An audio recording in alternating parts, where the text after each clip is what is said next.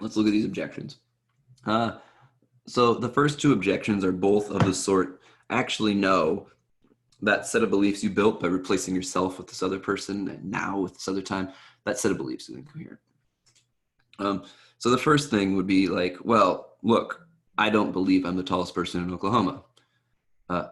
So if I replaced me with the tallest person in Oklahoma systematically throughout my beliefs, I would end up believing something incoherent. So for example, I don't believe myself to be tall. If I were the tallest person in Oklahoma, I would believe myself to be tall. So there'd be this like inconsistency there. Or you can think of other inconsistencies of that sort that are going to show up in my body beliefs. Okay, well, that's a problem. And so what does Sosa say about it? He says, well, look, inconsistencies like that, they're just not going to like carry much weight. And here's a couple of reasons. One, we could remove them. So like we could take that body of beliefs and we could just like pull out the inconsistent ones. We could sort of do that one by one. One can imagine doing that one by one. And the result would be something that didn't have those inconsistencies. It would be basically as coherent as what you started with.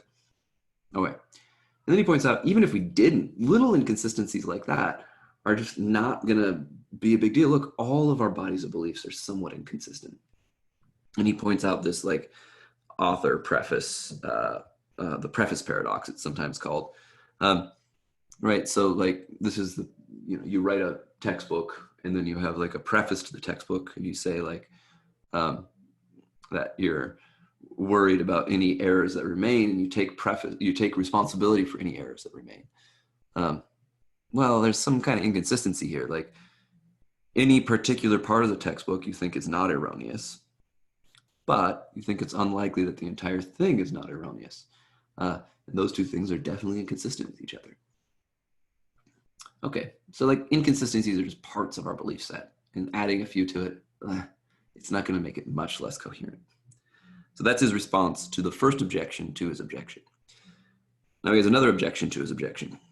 Well, here's another source of inconsistency, and it goes like this. Look, if I take, me and replace it with tallest person in Oklahoma and now and replace it with 10 years from now, and look at that resulting set of beliefs, well, then that set of beliefs will include in it something like the tallest person in Oklahoma will be recording a video 10 years from now. But presumably I also believe that I can't predict what's going to be happening 10 years from now. And so those two beliefs are very much in tension. I believe I cannot predict what's going to happen 10 years from now, and I believe that the tallest person in Oklahoma is going to be recording a video 10 years from now. Those two things are, they butt heads. Okay, so that's the objection basically. And Sosa's reply is that actually there's not an incoherence here. It looks like there is, but there isn't. So it is perfectly coherent for me to believe that, in fact, exactly 10 years from now, the holder of a certain number, so like the tallest person in Oklahoma in this case, will be sitting at a keyboard, and that I have no way of reliably predicting what that person will be doing. So believing that they will be doing it and believing you don't have a way of predicting that they will be doing it is those things are compatible with each other, right? Like I have no way of predicting where my pen will fall, exactly where my pen will fall if I throw it. But I can also believe that I'm going to make the basket, right? And make it. Right? And these aren't incompatible with each other, like they at first seem, right? Now, there's some kind of inconsistency seeming to lurk here, and so the next objection tries to spell that out.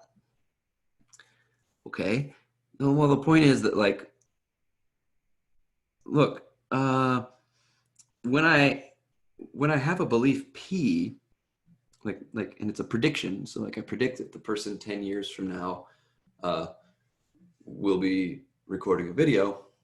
The tallest person in Oklahoma 10 years from now will be recording a video. And not only am I making that prediction, but in fact, I recognize it as making a prediction. I believe that I am making a prediction. And now the belief I am making a prediction about this person, in fact, contradicts my belief that I cannot make such predictions. Okay, so that's a tension. But notice, for the objection to stick here, we now have to say like, well, it's not just your body of beliefs. It's a body of beliefs that includes this reflective sort of feature to it. So what Sosa says is like, this line of objection has been forced to impose certain restrictions on the subject whose bodies of belief propositions undergoes this transformation. To avoid refutation, coherentism is requiring that the subject of the experiment must be self-aware enough to both grasp and sort their beliefs, and also to catalog their beliefs by degree of reliability. So you have to like recognize like, okay, I not only do I believe I'm sitting here, but I believe I'm sitting here. And I also have to recognize that like, I don't believe I can make predictions about the future, or I don't believe that I know what the tallest person in Oklahoma is going to be doing for 10 years from now. And I have to recognize that I have different degrees of beliefs for both of these things. This is a lot you have to say is going on in my head. And the coherentist, in order to maintain their belief, can't just say like, well, look, there's going to be this incoherence. They have to say, well, look, in the right type of body of beliefs, there's going to be this incoherence. Okay. So Sosa goes on to talk about that objection quite a bit. And one of the things he points out is like, look,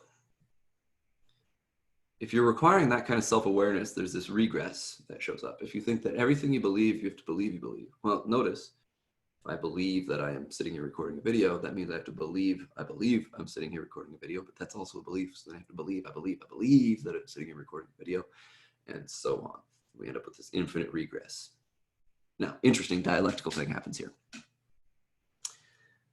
So recall what's going on here. We have an objection to coherentism, all right? And then we're examining various objections to that objection.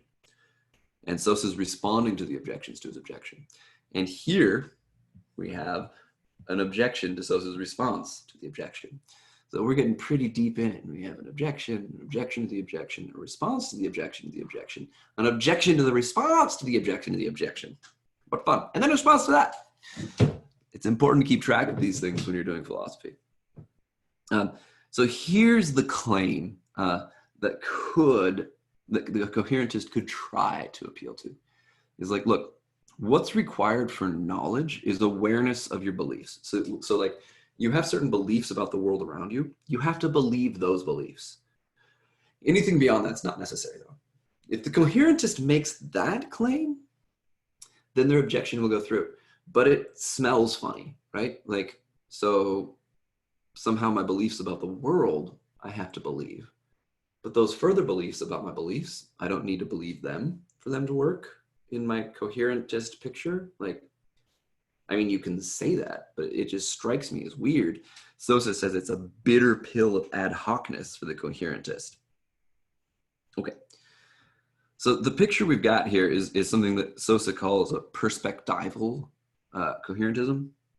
It's that like you can be coherent, but you have to do it from a certain type of perspective, and it has to be this like certain sort of reflective perspective.